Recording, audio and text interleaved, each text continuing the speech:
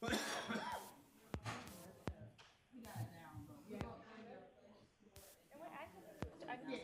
you cards. I'm gonna put it over here on the back. Shows up.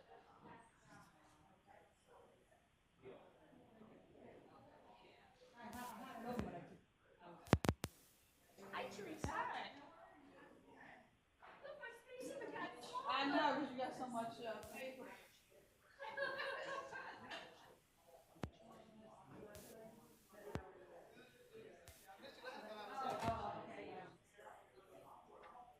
Yeah, that way I don't have to bend over it. Oh, look at you rocking. Girl, go with your bad self. Put them boots on. Like, what you get ready to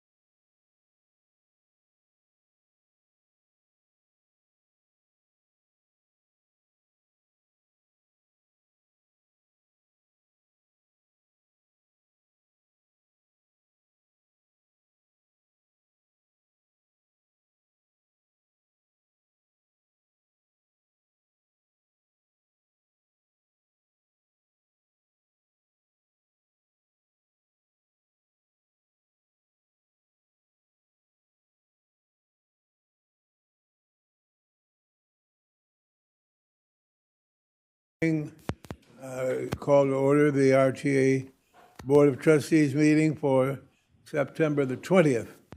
And we will ask our wonderful secretary to read the roll. All right, Mayor Biassiata, Mr. Joyce, Mayor Kumar, President Lucas, Present. Ms. McCall, Here. Ms. Moss, Ms. Peo, Here. Mayor Weiss, and Ms. Welch. Here. We have 6 board members present. All right.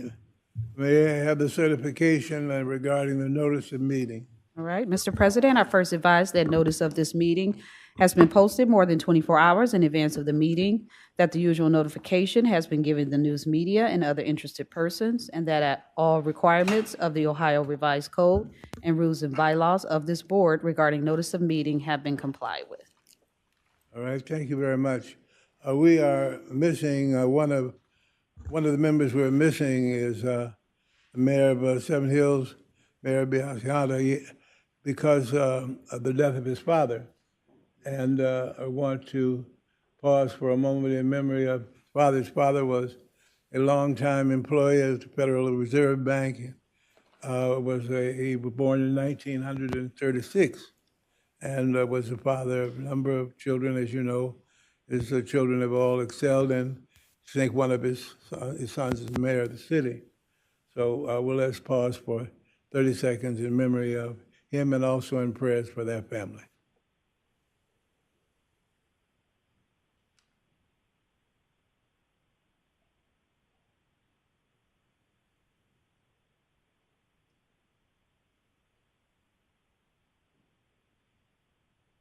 Thank you. Let the record so show that the board made that announcement. The approval of minutes for the first special board meeting that was held on August the 16th. May we have a motion? So moved, Valerie. Second. A second. All those in favor, aye. Aye. Opposed, no. Thank you. And then the regular board meeting on August the 23rd. We have a motion? So moved, Valerie. Booth, second. Second. All those in favor, aye. Aye. Opposed, no. Thank you very much. It's now time for public comments on agenda items. Those who are present, well, look who's present. My. My. I'm glad Good to see morning. everybody this morning. Good morning, Glad to Reverend be back Pinkman. home. Hallelujah. Reverend Pinkman. Good morning, everybody, again. Paul had a name change and became an apostle, and I'm doing a new thing called apostolate, Reverend Lucas and everybody. On the agenda, item number H, I brought pictures this morning, Reverend Lucas and board members and CEO of the Superior Station, which is not still fixed. Authorizing a memorandum of understanding with the City of East Cleveland for bus pad rehabilitation along with Euclid Avenue. Would you also be inclusive of this agenda item, other issues in East Cleveland? Here are the pictures for Superior Rapid. There's plenty of them. And I don't know what needs to happen for that. But also on the agenda, I've been coming talking about East 79th Street. It's very annotated. There's only steps in that area. And there's a lot of money, a grant that was allocated for funding on that 79th Street. And I've asked that the light rail be included for some steps. For item number J, 2293, I wasn't here for committee meetings when you all discussed this. The removing sections 628.05, housing allowance, and 642.05, employment at will, 642.06, employee section 64207, employment of relatives, and 642.08, employment eligibility verification from codified rules and regulations of the Greater GCRTA Transit Authority and personnel policies. I'm bringing that to not only because I want some clarity on that, but when I travel, the operators and other staff that can't come to the board meetings, they don't have adequate communication in these board meetings. And I'm asking for clarity so I have some understanding what that's all about, because that's just a bunch of language to me right now, a bunch of numbers. So since I am filming us, and for the operators who don't, and people who cannot be here today, Would you please elaborate on what that means and what that consists of? I don't want us to have discombobulated and disenfranchised employees, operators, and even people who purchase from us. I don't want them to be disenfranchised because our language is too vague and not precise. And I'll be back for non-agenda items because I have something else to share with you. Are there anybody here in person that wants to speak as well?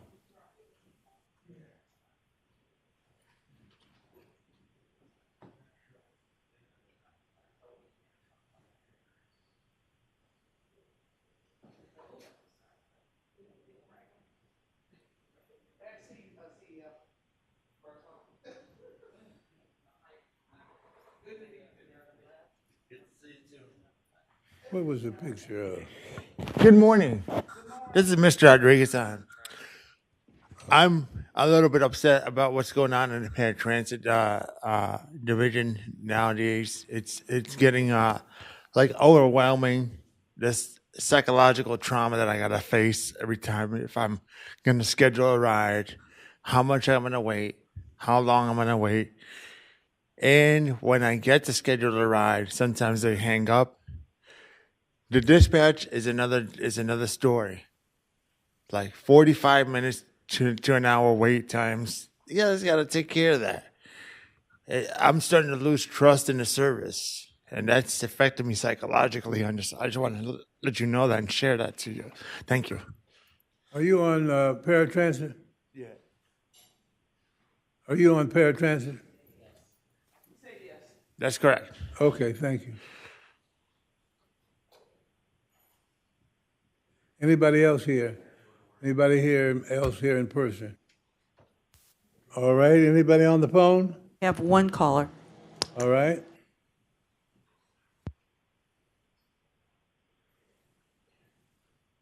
Off. No callers now. What was that? She said there's no callers now. There's no caller. All right. Thank you very much. All right, we will now go to anybody with a report from Ms. Welch, or Mayor's not here. Mayor Kumar, anybody have a report? Joyce is not here. Anybody have a report? Excuse me, Reverend Lucas. Yes. This is Flonte. If I could have a brief report or a follow-up from Mayor Biassiata's committee. Please. Thank you. Good morning, everyone. This is Flonte Caver. I'm the Chief Operating Officer for the Greater Cleveland RTA. At our last committee meeting, the board president asked us to address several issues related to the paratransit vehicle purchase. We do have a vehicle outside for everyone to take a tour of the vehicle. But more importantly, we do have Mark Ryan here, a representative from Western Reserve Coach Sales. And if you'd like to ask any questions, he's here available to answer any questions. All right. Mark, did you want to make any comments at all? I can say a few words. Please.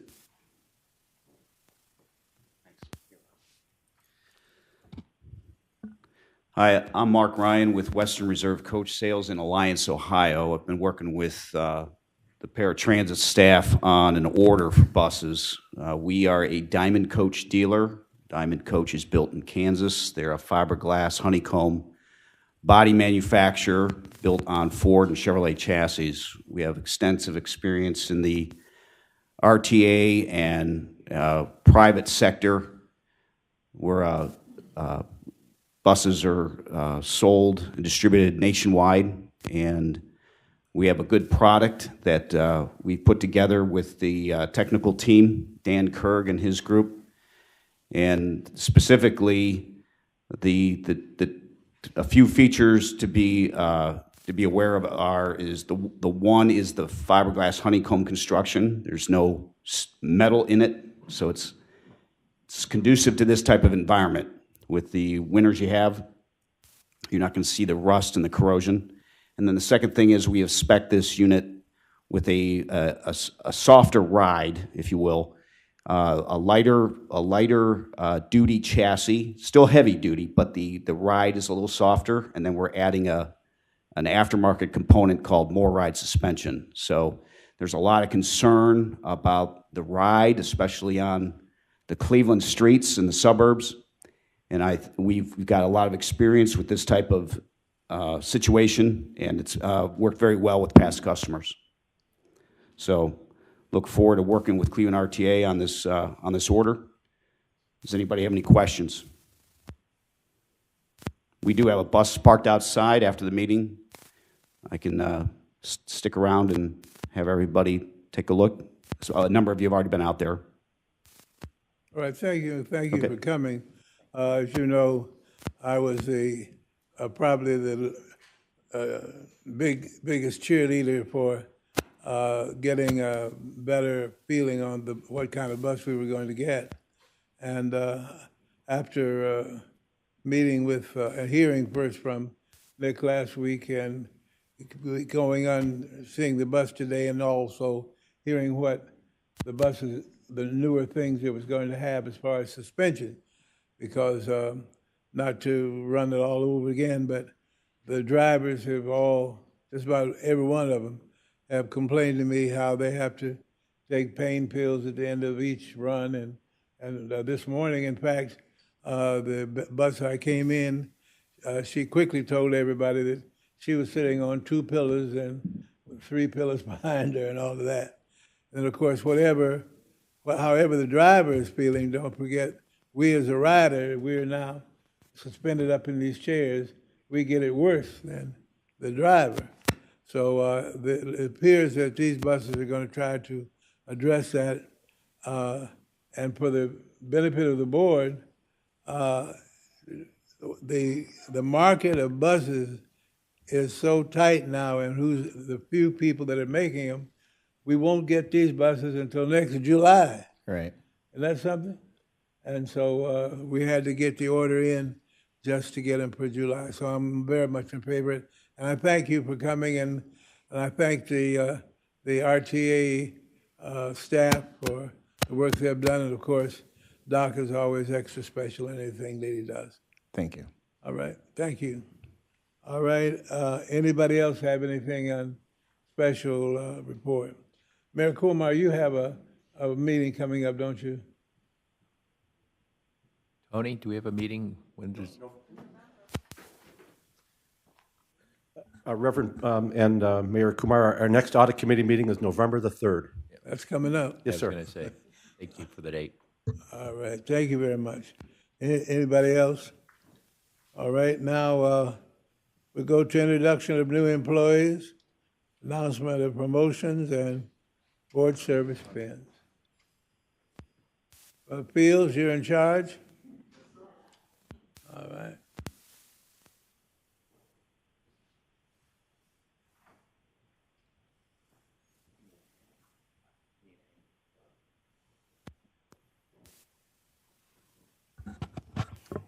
All right, good morning, Mr. President, Ms. Birdsong Terry, members of the board. It's my pleasure to announce our new hires and promotions for September. First, we'll start off with our new hires. We have Linda Powers, operator, Shirley James, operator, Dagmar White, janitor, Tanisha Gaston, operator, Ryan Graham, janitor, George Anderson Jr., operator, Andre Dunnican, janitor.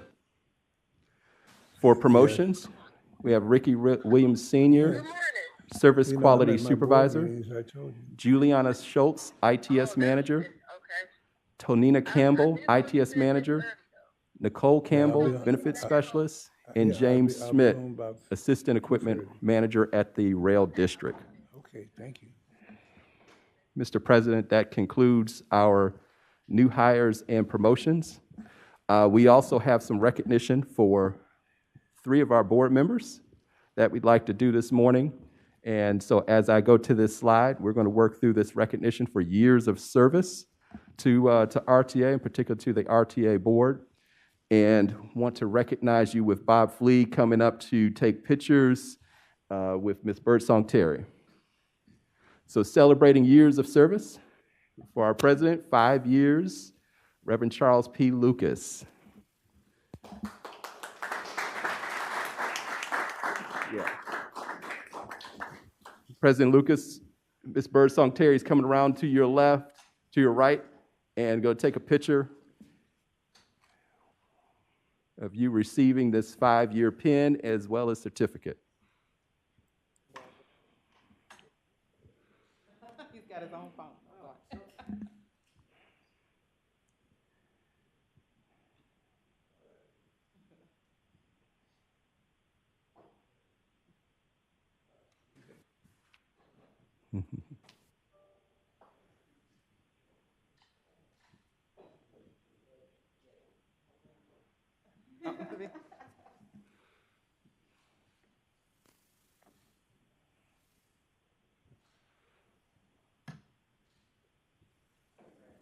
Thank you. Thank you.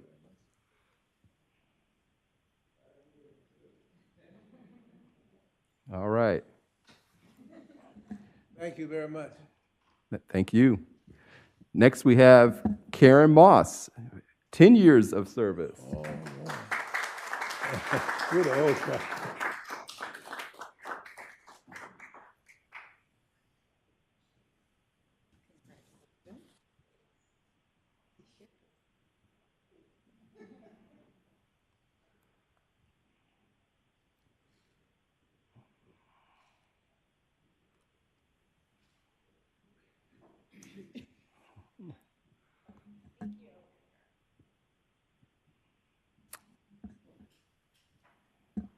Okay, last but not least, we have Dr. Valerie McCall. Yeah. 15 years of service.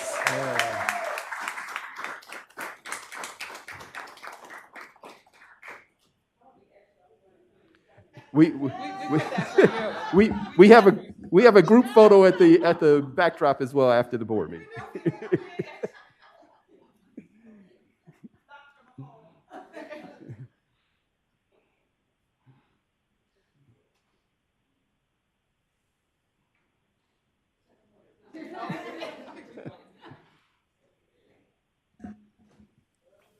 You know, that's really not fair. We that she gets her picture taken over there. So we're gonna. I want well, mine let's back. do the group photo over there at this point. Let's do the group photo over there. Yes. Let's do the group photo. Because it says RTA. Oh.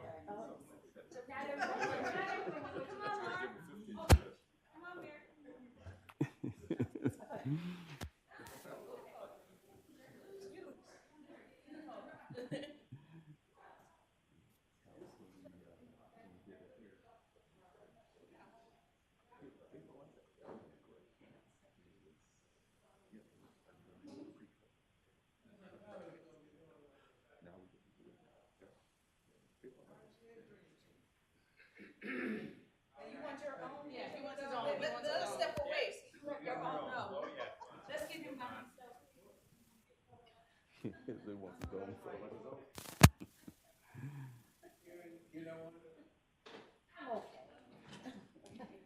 could Photoshop it.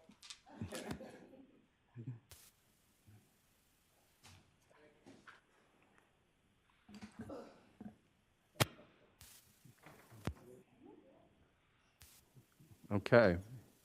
President Lucas, that concludes our new hires as well as years of service. And we give everybody another round of applause.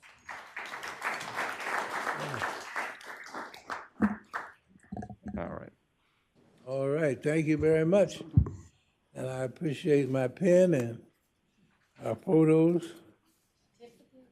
Thank you so much. 5 years, my Lord.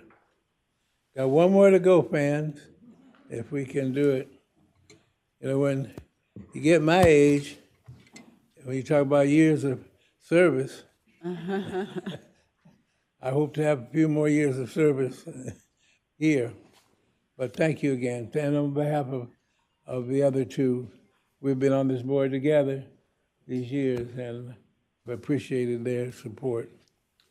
All right. What's next? The good old rezos. You ready, Ms. Barrage? Right, yep. 2022-84. All right.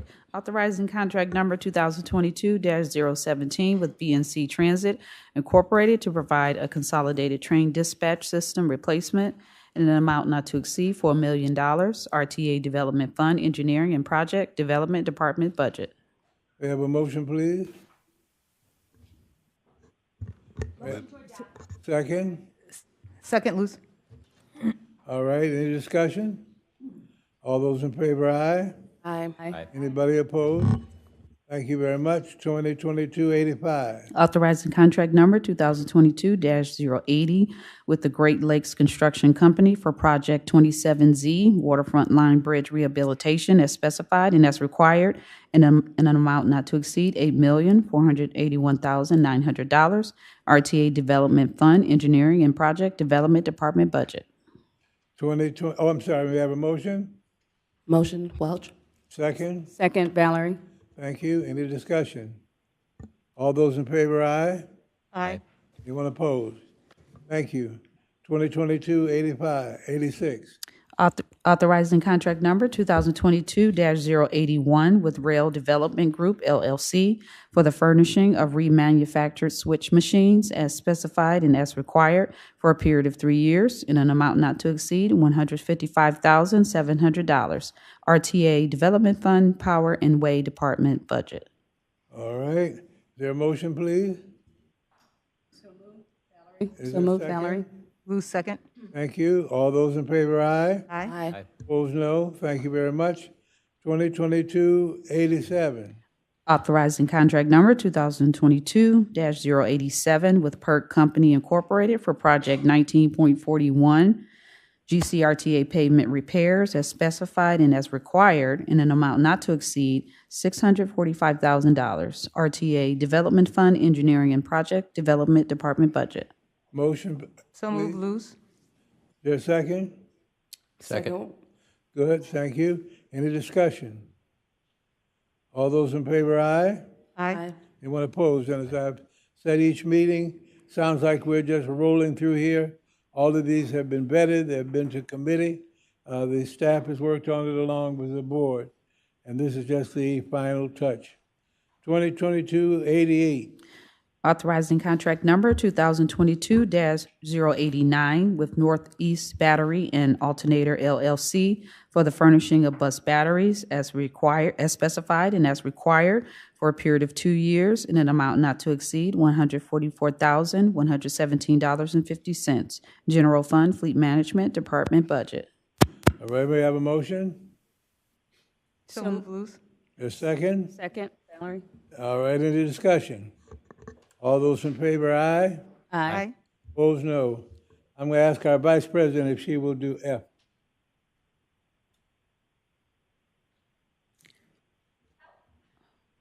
F, Oh, I see. Is it, why am I doing that? because it's the buses. Because you told me. Yeah, F. F. I don't know that I've done this before. Would you like me to read it? Okay. 2022-89 is authorizing contract number 2022-103 with Western Reserve Coach Sales Incorporated for the purchase of up to 20 Western Reserve Diamond Paratransit coaches as specified for a total contract amount not to exceed $2,454,880. RTA Development Fund, Fleet Management Department budget. Call for the, because I wanted to make the motion. Oh, okay. I see. Yeah. Is there a motion to bring this to the full board? I'd like to move the adoption. Is there a second? Second. Luce, second. Welch. All in favor? Aye. Aye. Anyone opposed? Hey, we're getting some new coaches. All right, thank you very much. G, 2022-90. Authorizing the general manager, chief executive officer to enter into an intergovernmental agreement with the Cleveland Metropolitan School District for student fares for the 2022-2023 school year and ratifying the issuance of passes and tickets for the first days of school. And I believe Ms. Welch will need to recuse Roll herself call, yeah. on this. Move to adopt, Karen. Second, Luce. All right, any discussion? All right, we have to have a roll call on this. Correct. Mayor Biassiata, Mr. Joyce, Mayor Kumar, Yes. President Lucas, Yes? Ms. McCall. Yes. Ms. Moss, Yes. Ms. Pale, Yes. Mayor Weiss, and Ms. Welch. Abstaining. We have 5 ayes and none opposed. It passes. Thank you. H 2022-91.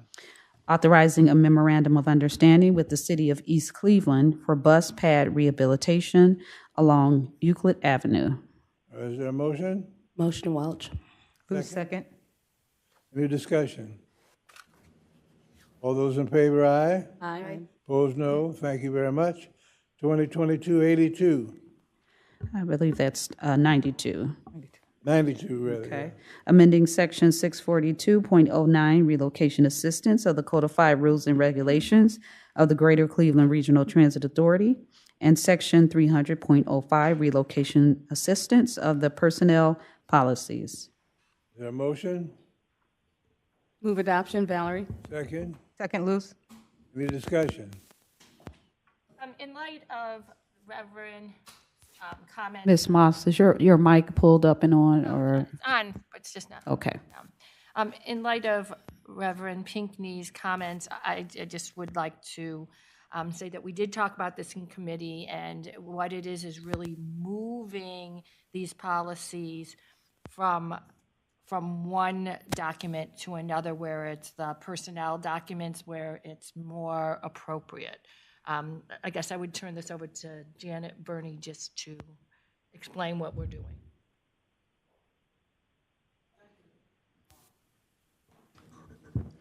Good morning.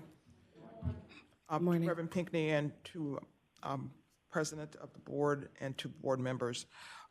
As Karen Moss has indicated, these changes do not amount to a deletion or elimination of any policy. It is what we've been doing for the last over a year is trying to just clean up our code book, our bylaws, and our personnel policies and procedures. And so where we see duplication or redundancy that's really not necessary, we're just trying to eliminate something. So this is really a cleanup, and hopefully that answers your question. You're welcome. All right.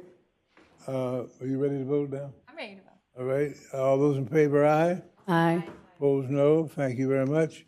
2022-93. Removing Section 628.05, housing allowance, 642.05, employment at will, 642.06, employee selection, 642.07, employment of relatives, and 642.08, employment eligibility verification from the Codified Rules and Regulations of the Greater Cleveland Regional Transit Authority as duplicates of the personnel policies. Is there a motion? Move approval, Valerie. Second? Luce, second. Thank you very much. Any discussion? All those in favor, aye. Aye. Opposed, no. Thank you very much. Thank you for the resolutions. I see our police chief is here today. Always glad to see her. Could we have just a thumbnail on how the ambassadors are doing? Good morning. How are you? Good morning. Just to give you a brief idea of how the ambassadors are progressing, we're getting a lot of positive feedback from the community. Our ambassadors are doing right now a hop on, hop off thing with the health line, where they ride the bus, they jump off, and they actually stand at the bus stop with the patrons and talk to them, get to know them, and then eventually jump back on the bus. They do this in teams, and it's been received very well. Also, an incident that occurred, I believe last week, with an ambassador who witnessed one of the passengers having a medical emergency. That ambassador jumped right in, knew exactly what to do. EMS was notified, and that person was taken or treated by EMS. So it's been it's been positive feedback. We've received nothing negative, and we've actually gotten questions about when we're going to have more ambassadors, and where else are they going to ride, and can they ride on the trains, and can they ride on this line and that line. So it's been very positive. We've been getting a lot of positive feedback. Great. Coincidentally, I was on the health line one day. When I got on, two of the ambassadors that were on there They said, "Oh, you're coming to spy on us," but they are doing a good job, and we're getting a good feedback. Thank you, Chief. You're welcome. All right. Our Secretary Treasurer is here. We will have Kay Satula that will stand in for Raj, who is on vacation. That's not Raj. His doppelganger. Better All look right. like. All right. How you doing today? Good to see you. Good morning. My name is Kay Satul. I'm the Director of the Office of Management and Budget, filling in for Raj as he is on vacation. So the U.S. Unemployment rate dropped from 3.6% in June to 3.5% in July. Ohio's unemployment rate has remained steady at 3.9%. The county unemployment is not seasonally adjusted, which causes the increase in unemployment as reported at 5.5%. And the Bureau of Labor Statistics does not have an updated data for the state or county level yet for August. So looking at the 5 largest metropolitan statistical areas, or MSAs, over the past 3 years, the height of the labor force was in February 2020 due to the pandemic.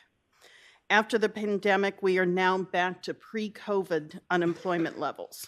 So for July, unemployment rates for Cleveland were 5.4%, down from 5.5%.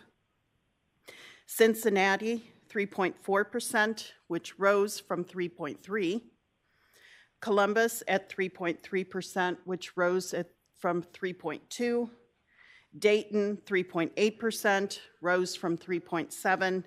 And Toledo has remained unchanged at 3.9%. August ridership was 19.8% above August 2021 levels. And year-to-date ridership is 19% above 2021. Ridership increases are showing healthy gains compared to the 2021 levels. And we are currently in a new contract from transitioning from Passport to Mesabi. So on the passenger fare side, 16.7% lower than August 2021, 19.5% lower than budget, but year-to-date, we have passenger fares are 17.5% higher than the same period in 2021. For sales tax, September 2022 receipts are from June 2022 because of the 3-month lag. It's 5% lower, 5.7% lower than September 2021, 7.6% lower than budget, and year-to-date receipts are 6 points higher than 2021 levels. 16 of the 23 categories were positive for September. Motor vehicles and watercraft, this is for September only, are 3.0% lower than September 2021. Online sales were 33.3% higher, still a robust online sale. And regular statewide sales is 7.0% higher. The year-to-date through September is on the right-hand side. Any questions? Yes. I can't help but ask, because we have 2 indicators down on the passenger fares and county below our expectations. Is there a reason we think this was happening in June? Why they're both down? And they're, 16% is not just a variance to me. Right. I hope it's not a trend. And do we have any reason why we think that's true? We do. And that is because we are transitioning from Passport to Easy Fare. We are currently in that transition period, and it's a different way of calculating the revenues. So one was a daily revenue, and Mesabi is a month in arrears. So I guess we can expect soon, like a big jump. Correct. Because there's this, okay.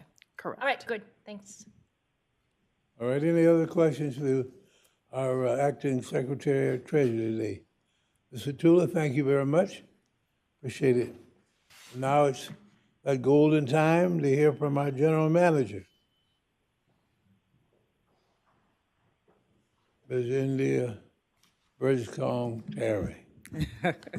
Thank you so much. And to piggyback on our acting CFO, I do expect to see that rebound. That's a very good question, Ms. Moss, to be able to kind of monitor the changes that we've been seeing for the fair and ease of use. So we'll make sure to come back to you with a little bit more detail on the next go-round so that we can explain any fluctuations in that graph. Good morning, everyone. Good morning. Good morning. All right. I have a little bit of a treat for you toward the end of the presentation today, so I'm going to go pretty quickly through the first few slides here. If you have any questions, please feel free to stop me along the way. Just wanted to be able to give you a bit of an update on some of the legislative work that we've been doing regarding funding requests on behalf of RTA. Our Deputy General Manager for Engineering and Project Management, Michael Shipper, alongside myself and a few other members of the External Affairs team, Jose Feliciano Jr., and a few others from the city, did attend the TRAC competitive grant hearing. We were present at that particular meeting last week and were seeking, as you can see in front of you, for two different projects, one being the light rail track replacement. We're seeking $30.7 million of funding for the program that spans over 4 years through 2026. That is for, again, the light rail track replacement. This is in preparation for our new rail cars and also to make sure that we have a smoother ride, not only on our paratransit, but also on our rail. And we're also seeking $12 million for the 25 Connect Metro Health Line. That's the Bus Rapid Transit or BRT project. And again, that's out through 2025 for startup. We are presenting those for public hearing. Again, that was on September 14th. The funding decision is expected to be announced in December in the fourth quarter of this year. We had a lot of support from NOACA. We want to make sure that we give Executive Director there, Grace Gerlucci, thank you on record to just appreciate the support that NOACA has given us through the years. And also, we had pretty healthy competition from City of Beechwood and also from the City of Cleveland, who were also asking for monies for different projects. So we hope to come back with a good decision in December and wanted to keep you abreast of that. Also on the legislative front, we had a good meeting with 6 attendees from the Cuyahoga County State Delegation. Their names are there listed. You've got Senator Matt Dolan, Nikki Antonio, and Representatives Kent Smith, Michael Skindell, Bride Rose Sweeney, and Bashara Addison. They were among the delegation that came out in this very room to hear about our existing challenges, our upcoming projects, and also the current state of funding and spend down.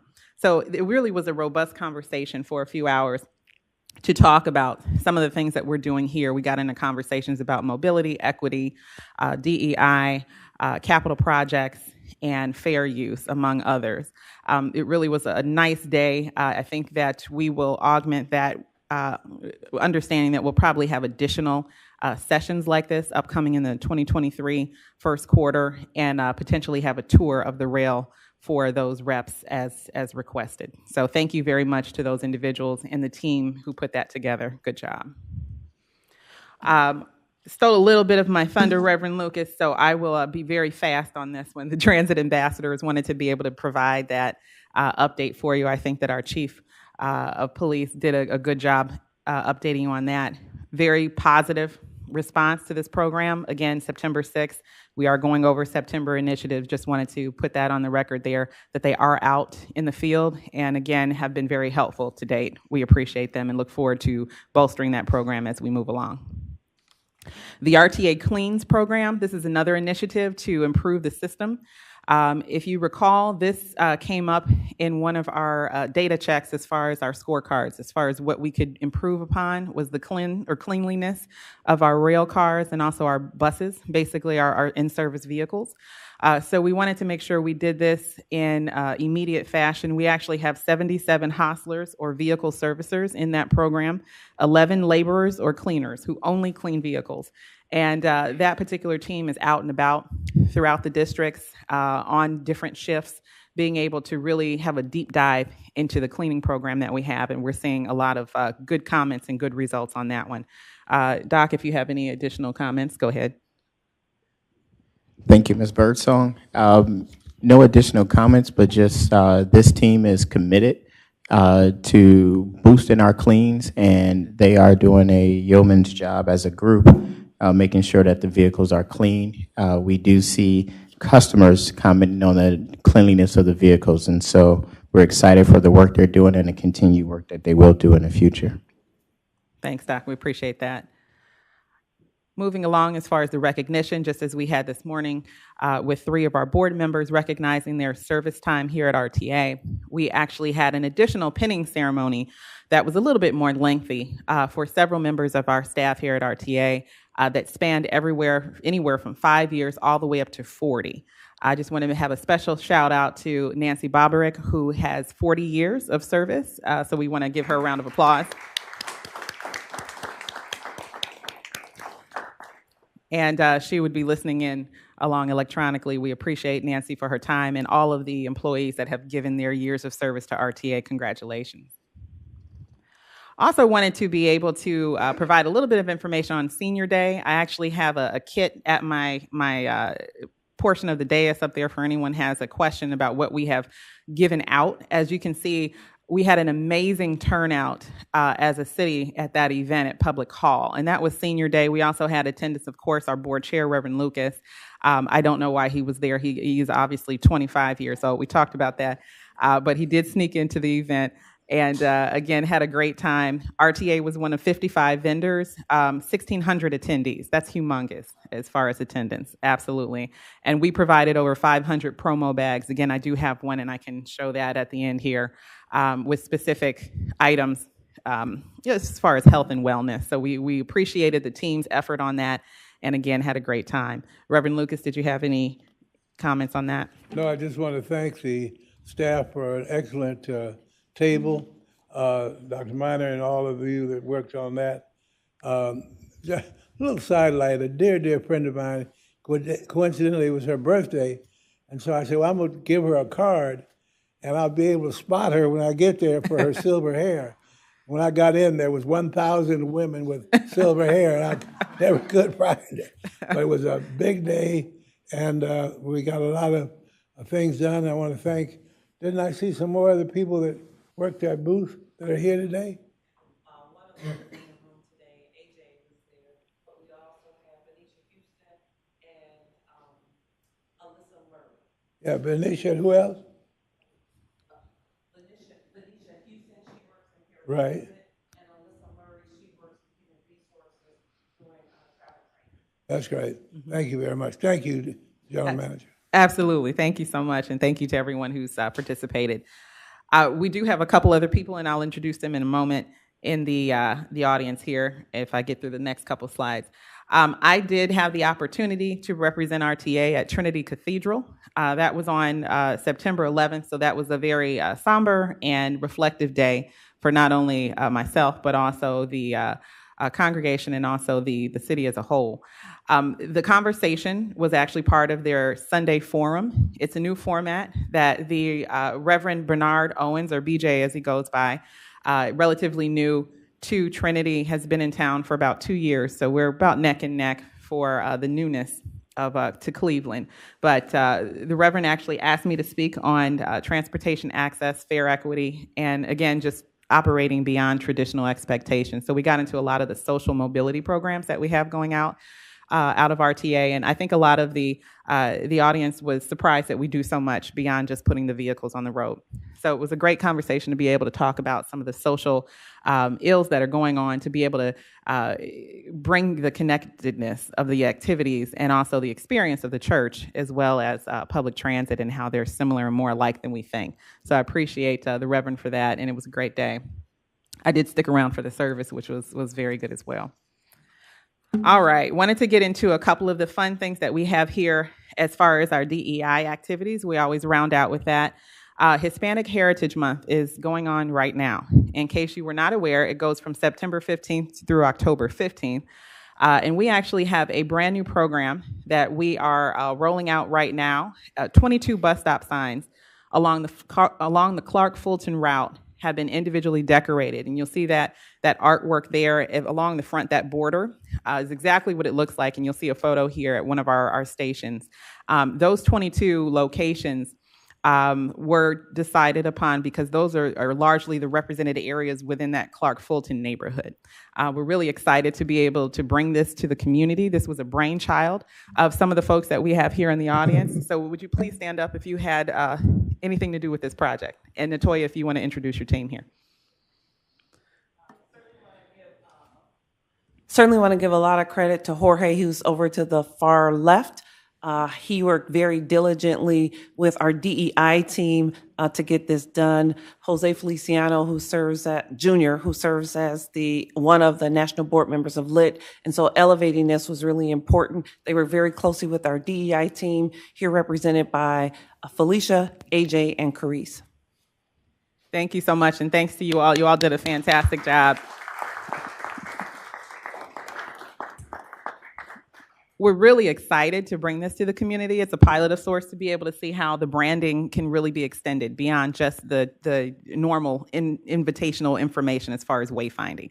We want to be able to include the community, have a sense of ownership in the service that we provide, and we think that this is a really good step in the right direction to be able to show the community we appreciate who they are, we appreciate the diversity and differences that we have among us, and this is a good example of that.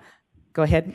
I was going to say, I just think this is fantastic. I'd love to see this continue throughout, like when we have other celebrations that we do, obviously, with Black History Month and some of the other things in Juneteenth. Obviously, we have representation on our board, so we want to make sure we include our board member. And I know you've probably connected Jose and Jorge through Councilwoman Santana being the only elected Latina, the first elected Latina on Cleveland City Council. So we want to make sure we engage her, because the more we let her know we're doing this, I actually can see, quite honestly, a joint press event with her kicking this off. So if we haven't connected, we should reach out and do something like that to make sure everyone else knows that we're doing this. And this is a standalone, because I'm not sure any other transit agencies are doing it like this. And if they are, so what? Let's get that shine for ourselves.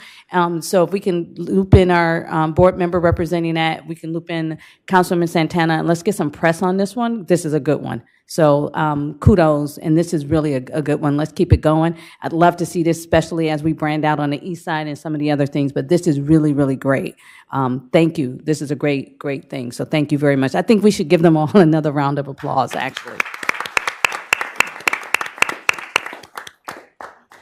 I also like to say muchas gracias for this. This is fantastic. I'm like over the moon about this. So thank you. Thank you so much. De nada, it's our pleasure. I'd also like to invite Jose, if you have a couple words as a board member of LIT. And yes, you weren't prepared, so go ahead and speak from the heart if you would. Natoya, you've got your mic. It might be quicker. Yes, put Jose on the spot. That's what happens everybody. when you're a board member. You got to, get them used to it. And as he's coming to the mic, let's not.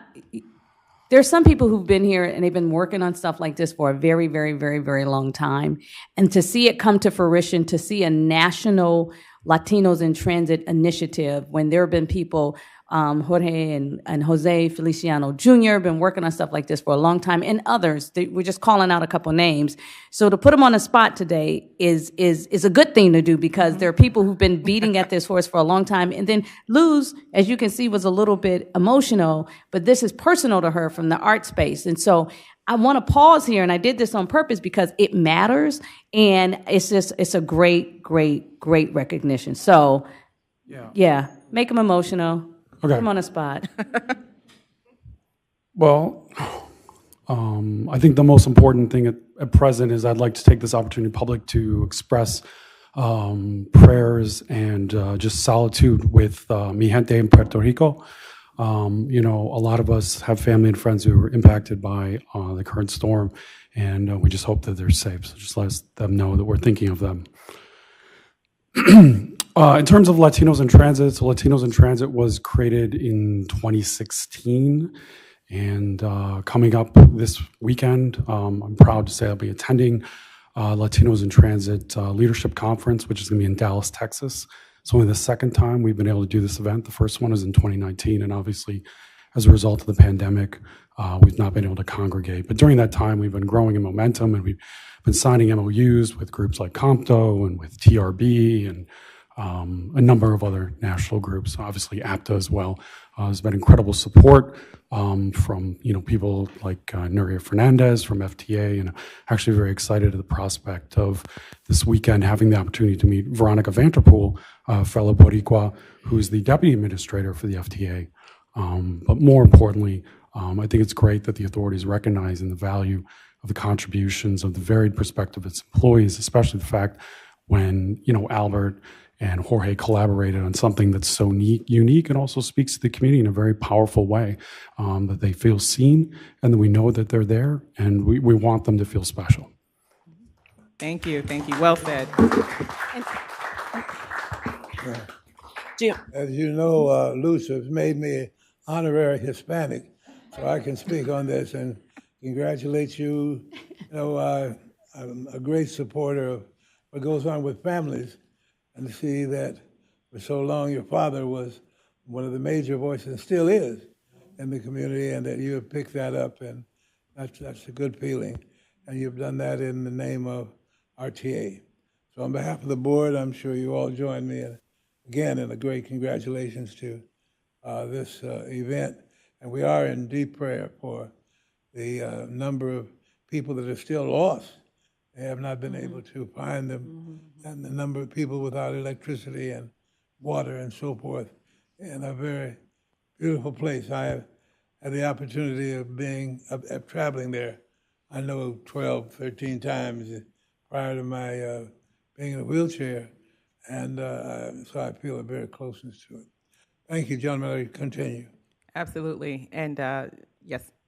Just one more point, and I'm sure that Jose is going to talk to them about bringing that conference to Cleveland while you're there, of course. Duly noted. Thank you so much. All right, Luz, I hope we don't make you cry, but we got one more for you. So the who's who among the Latinos in Cleveland, we had two of our own that were listed among this list. So we've got board member Luz Peyo, who is a business systems analyst in her 9-to-5 before her superhero powers kick in as the board member. So we appreciate you for that and wanted to make sure that we noted that. Additionally, who's that in that picture, though? Is that you? That's the power of the Afro Puffs. It's a cute photo. We appreciate that, and we like that as well. So I thought we'd show it off. And we also have one of our very own, Pablo Santiago, who is an RTA paratransit reservationist operator. Is he here? I believe that he is not here. He might be at work, but we will bring him to the board in next meeting to make sure he has an opportunity. Yes. All right. So thank you to you all. Luz, I want to make sure I didn't. Okay. No additional words. I'll say them for you. Okay. No, as Jose was saying, it's tough. We support you always, and we appreciate the work that the Latino community has been doing. So we'll continue to keep forging forward, and we appreciate your support. Sorry, I just can't say anything because it's okay. I haven't heard from my family in a couple days now, and it's scary. Sorry. Our prayers are with you. Our prayers are with you. I will go ahead and at this point bring this to a close with a video. And this was one more. This is the last, I promise, surprise that we've got for the team today. But if just the conversation that we've had hasn't hit a chord within you, then perhaps this video may do the same. We really want to be able to actively embrace the diversity of Cleveland, and not only having an award and not only having an art installation and all of these wonderful things. We think, and I believe, that there is something to be said for art and how it can attach the soul and the human spirit. So that being said, we really wanted to bring a quick video to you that recognizes and also epitomizes the work that was done on the wall that we had in front of the Central Bus Maintenance Facility. We did this around the Juneteenth time, so June, July of 20. Before we start this, make sure that we pause for a second. This is really a remembrance of that and also a celebration. We did not have an unveiling because it actually is on a wall. It's hard to unveil a wall where you have traffic going by it, but we wanted to make sure that we had a recognition document that would go down for generations to be able to explain the impact of not only that artwork, but also how we have the powerful ability to bring communities together where otherwise that wall could have been seen as a dividing line, especially in light of the fact that that neighborhood is going through gentrification, as some would call it, with the housing projects that is across the street from CVM. So again, this is to be an embraceful, impactful project that speaks to the unity that we actually all have that sometimes we just don't see. Ms. McCall, if you wouldn't mind, I'd go ahead and play the video and we can save it for after. Okay. If I can have IT go ahead and cue this up and make sure the volume is loud enough. Thank you. Okay, she's coming.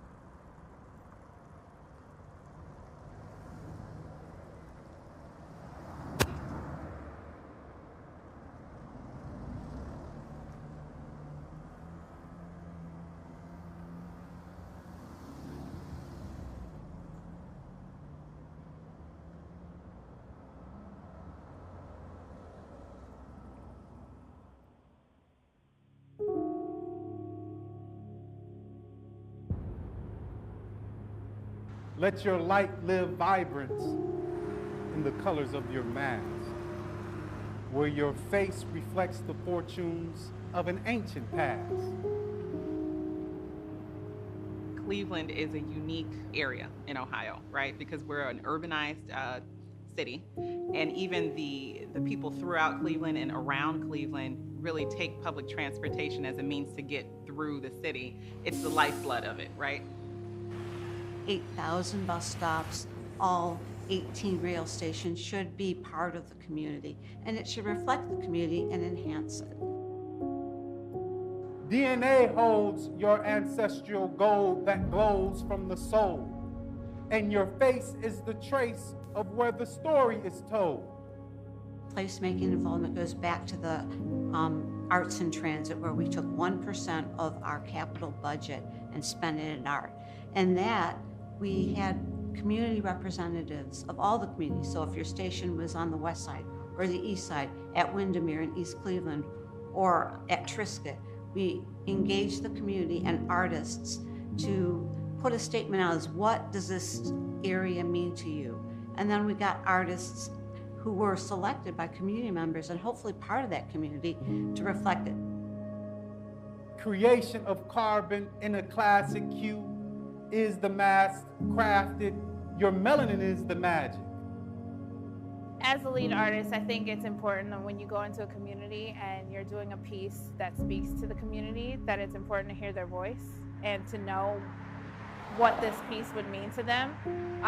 And I think when you come into a community and trying to do all of that get all of that feedback for the message that you're trying to convey, it's no better way to connect with the people in the neighborhood than to ask them, what would you see on this mirror? What does this mean to you? So participating in the We Wear the Mask campaign was important for me personally because that really embodies the ability to speak out loud.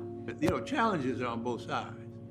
You know, I'm challenged to be myself, or I'm challenged to pretend I'm somebody else just to get, you know, a promotion or get a job or so forth. You know, to be able to kind of say how you feel without hesitation, without reservation or fear of retribution of any kind is great for Cleveland, especially because we are a version of a chocolate city, right? We have a huge amount of folks that are of color going in and through around greater Cleveland.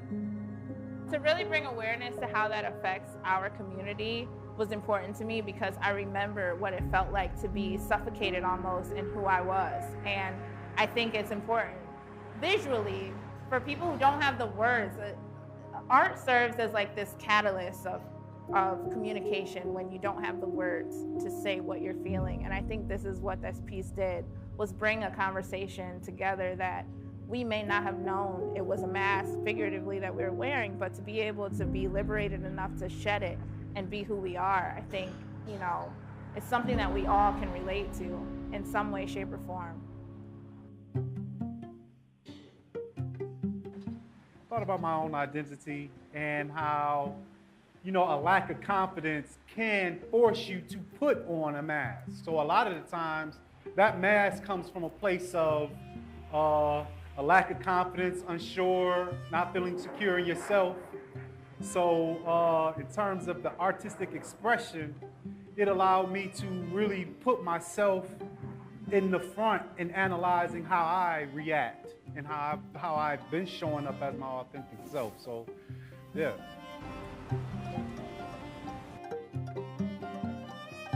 Seeing my words on RTA buses is one of the most empowering things that I've gone through as an artist, as a literary artist. The issue that we're having in the city of Cleveland is that 66% of the adults are reading at a third grade level. So by developing and sustaining a culture of literacy through poetry, it's a dream come true. And to have people read, write, and recite around poetry is the most accessible way that we can turn illiteracy around in the city. Well, art is always to tell a story. In fact, all of our art tells a direct story. You don't have to kind of guess. And when you go by that mural with the mask, you know what that's all about. When I see the mural that the artist did, I feel it's like a majestic, rich vibrancy. It really involves and captures the community. You can't help but be emotionally drawn to something. So art and transportation absolutely have a relationship that should be explored. My name is Dina Alea, and I am the lead artist on the We Wear the Mask mural project.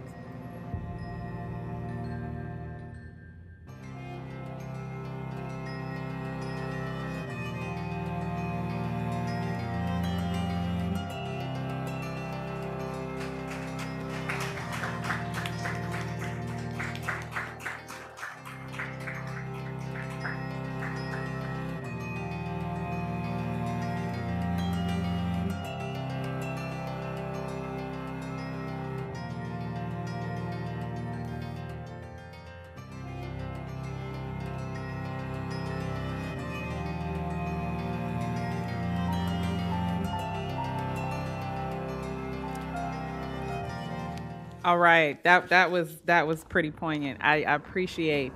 We can stop it. I think we don't have to play it again. All right.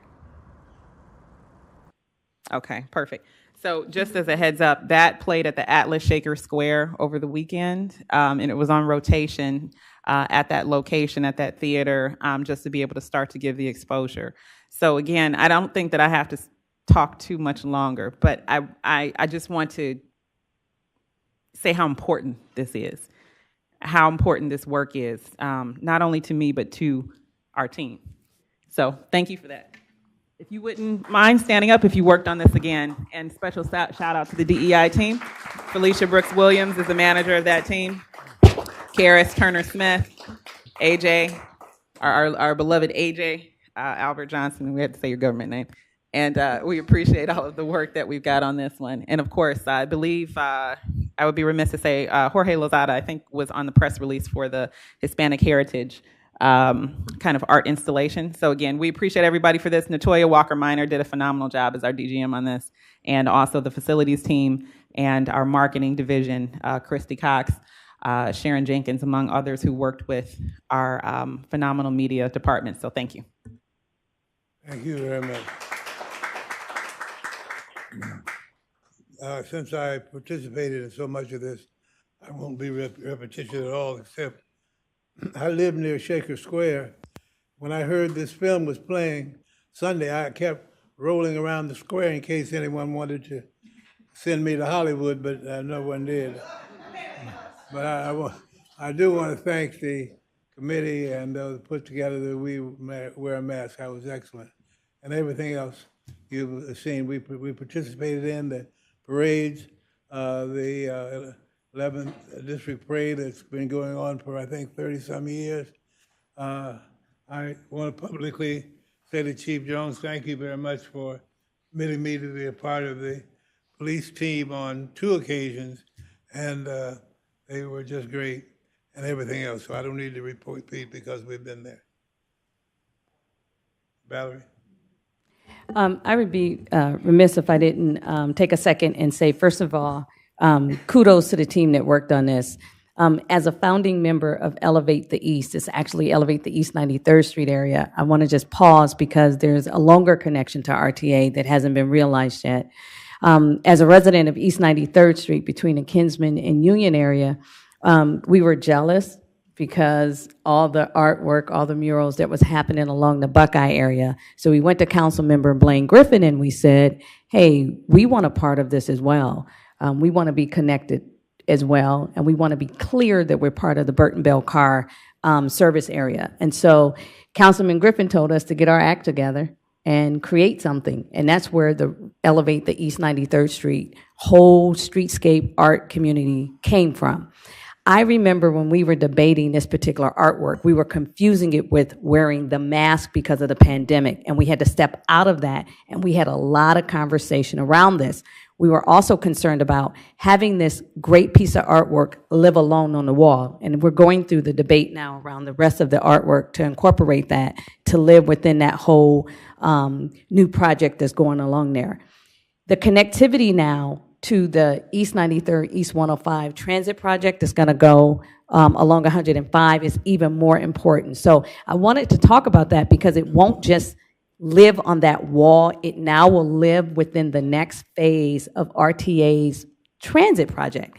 And that's important because as we talk about arts, the connectivity to the community, I want to let you know the neighborhood is so intrinsically involved in this, it's beyond what you even realize. And so for when you heard Stina talk about having the community involved, we're involved in ways that you don't even imagine. And so to see this come to fruition, I'd love, India, if you guys can come to one of the Elevate the East 93rd Street meetings and play this video for them so that they can see how something that started as a we want what they have on Larchmere and Shaker Buckeye on East 93rd Street came to fruition. And you know this, Luz, because you were there when we did the East 93rd Street Black Lives Matter mural.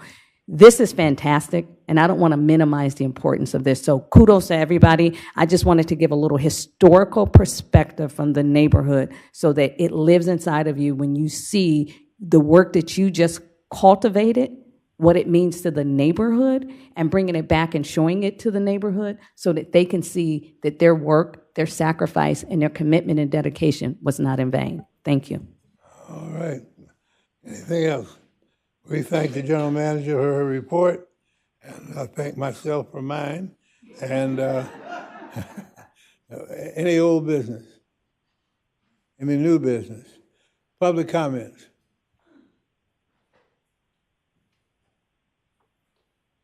Good morning again, everybody. All right, we got to finish the day out. We got to sound better than that. Good morning, everybody. Good morning. I'm Apostolette, doing something new. And I'm just going to little rhyme, Dr. McCall. Here in America, the red, white, the black, the brown, the yellow, and the blue. Loose. I know your pain. One day somebody broke the law, though, and hid my babies from me, and I couldn't find them. Then my parents couldn't find me. And that's one of the ways I ended up speaking at RTA, because I lived in a garage for 2.5 years trying to find my babies. I know your pain, but I'm here to tell you that Jesus Christ is a deliverer, and he's going to see about you. Reverend Lucas, before we leave, I was wondering, before I went to my comments, and I asked to give me a little more time, if you would allow me, you're not allowed to do it probably because of legal stuff, if we could just have a prayer for Luz, her family, Puerto Rico, the tragedy, and the mayor who lost his father, if we could have a prayer, if you would allow me to do that, because it's very important, and it's impacting all of us.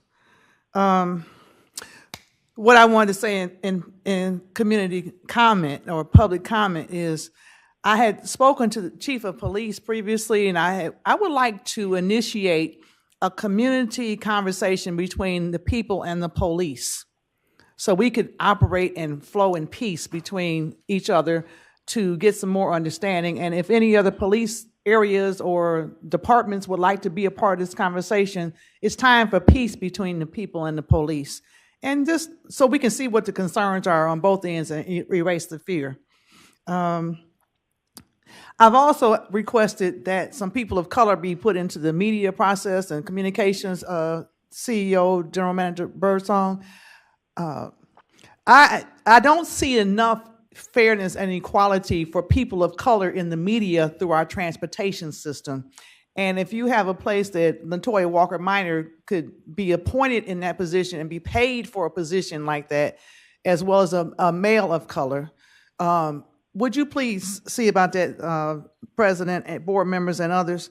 On this coming Saturday, I will be doing a book signing for Cleveland Public Library. My new book, The Passages of Pamela. And I told you before, I had written about our public transportation in one of my other books, Choose Life. And it's going to be from 12 to 1:30 at the main branch of the library. And I want to let you know that anything I can do through my writing to help you all, I'll be glad to do so. I would like to see more personnel empowerment, and I'm glad to see staff from RTA here today. And I would love to hear you all come and speak when you're not having to be on the clock, so we'd have more engagement and they would know exactly what you're concerned about. I heard the beeper. And I had two more things. The ridership, I'm glad about that. I want to know, has there been any concern regarding the fact that it went from the passport to Easy Fare, and we had to change our devices on our devices if anybody's lost any money, and how we just got named Next Gen and there was no vote on the ballot for that. And then I'm going to take my seat after this. I want to just say, I'm asking you all, I do everything I can for you all, for all of us, everywhere I go. Let's get a more open line of communication with one another, personnel, staff, public, and private sectors. It's time for peace here in America. It's time for peace.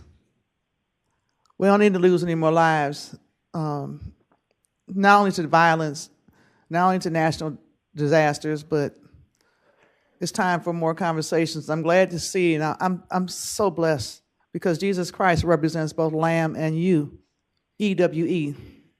I'm so glad to see our diversity taking place. Reverend, let's wrap it up now. I'm glad to see our diversity taking place with black, white, yellow, brown, and red. Now let's take it to the next level. Thank you.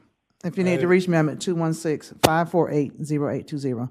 If you would allow me, before you close, I would like to close us with prayer, Reverend. We'll do something else on that. Any other person for public? Go right to the mic.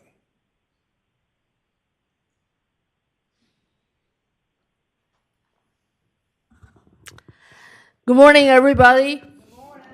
The world has ever been, no dull moments for all of us. We have something to celebrate, and I also have something I will presented this as a thankful point.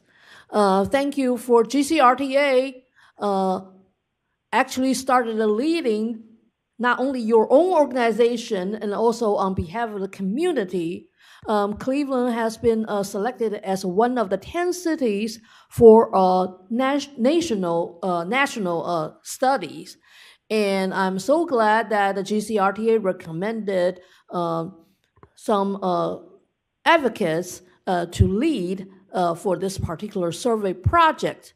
So to thank your good ideas, and we also offer the ideas for people to actually offer the questions into this particular survey. So right now it's open and it's online, and I wish everybody using public transit, they can also learn from GCRTA to know they can participate this survey in paper form or in online form. The other issue will be, I wish not only just the paratransit vehicles, our rail cars and our fixed route buses, I wish GCRTA can actually encourage all the departments to start collaborating, just as the issue we had the last time in another meeting, that the users should be able to have input. For example, I'm a short person. Your fixed route buses is very hard for me to use. But being short probably is not really the reason for me to get on paratransit to have a different service to accommodate my height. So I hope our open-minded culture will start spreading, and this is good for everybody, and transit will lead the community into the next level. Thank you.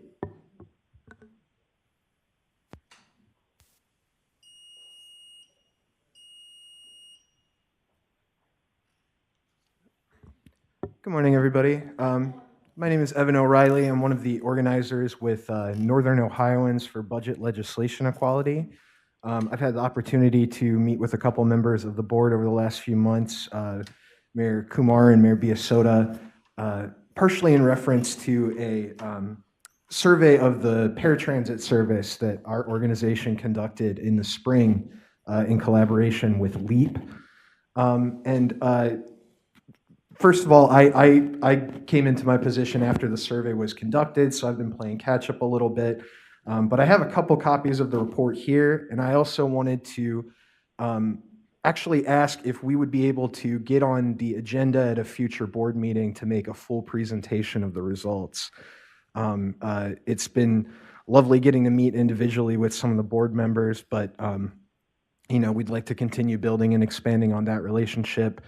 I know that our city is exceptional just for having a paratransit service at all, but I know there's also definitely room for improvement, and hopefully we can continue this conversation and shed light on areas that might be difficult for RTA itself to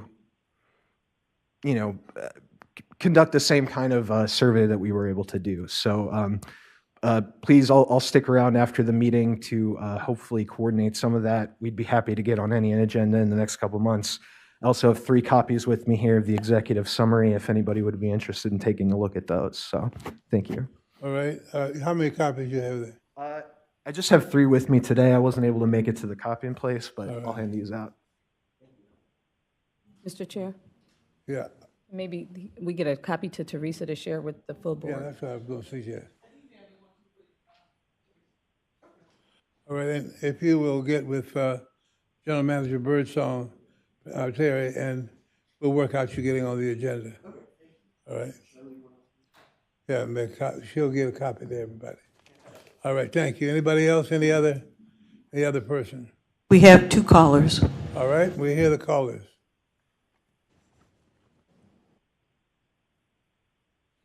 Go ahead. Can I be heard clearly?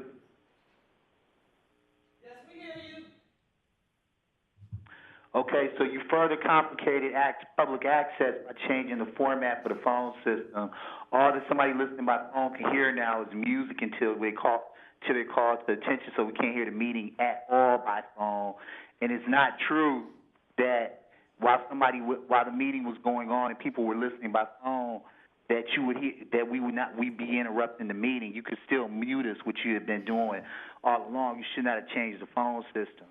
What I called about, and this is the number 440-276-4600 number that I've been calling in on. What I'm calling about is we are now at approximately 17 months, and you still have not made your correction. So I'm going to repeat. The number 15 going westbound right now, down Harvard, once it turns north on East 131st Street for 8 blocks, goes up to the intersection of 131st and Corlett.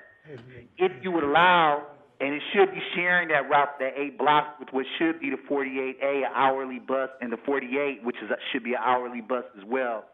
2 blocks after the intersection of Corlett Avenue and East 131st, number 15A should be implemented, where it would also share that route with the 48A and the 48 up to Shaker Boulevard, which means that's about 2 miles. This would get added service to the most common job in Cleveland, which are retail jobs in Shaker Square, where people would do retail shopping. They'd also be able to transfer more quickly to the 14 bus. They'd also be able to get to the blue line and the green line in Shaker Square. Then that bus would travel north on Shaker Boulevard, west on Shaker Boulevard, East 116th or MLK, is that where those streets meet, where they could transfer again if they missed the first transfer to the blue and green line, then travel north on MLK to the University Circle Rapid Station, where they then would travel to Cedar, Quincy, down Quincy to Community College, where they would be able to get to Metro Campus for Tri-C, across 22nd to the St. Vincent Charity Hospital, and where it would end until it turned around at Cleveland State University. The 15A route is and should be considered and implemented as an efficient route for the well-being of the public. You should be doing this. You're not taking it seriously, and if you were taking it seriously, it would be done. In addition to that, the 48A, which is a faster bus. In the back, that's 2 minutes. 93rd and Chester. That bus should be put back in place as an hourly bus with weekend service, and the 50 bus should be starting at Marymount Hospital at its furthest southern point, and then still going to 93rd and Chester as an hourly bus. If your intention is to increase the social economic well-being of the public through the implementation of public transit as it applies to these routes, these things would be done, should have been done, so that the actual social economic well-being through public transit was not disrupted because you did something different just to do something different and not something better for the public. This is a serious matter. It's not going to go away. It is not going to go away. You should do the right thing. This is not a private company. You work for the public. This is not a private company. You work for the public. And you should put the phone system back in place the way that it was.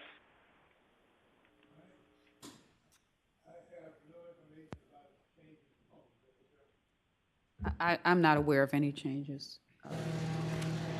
We have one more caller. Go ahead, caller.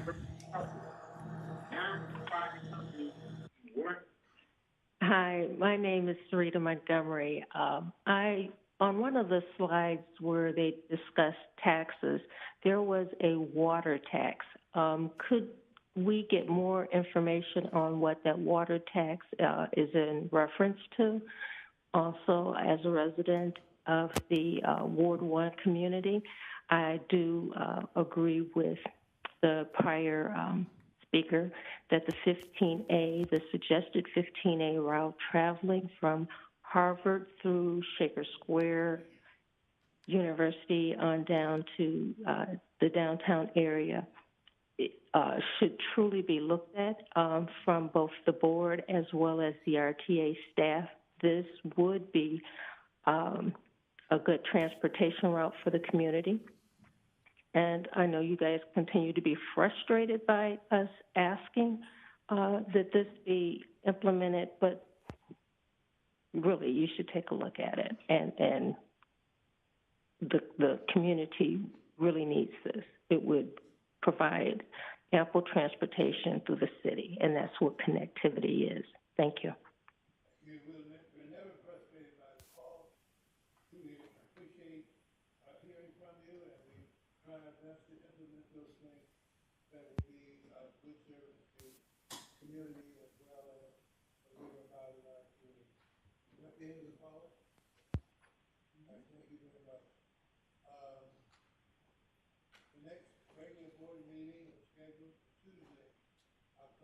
No more callers.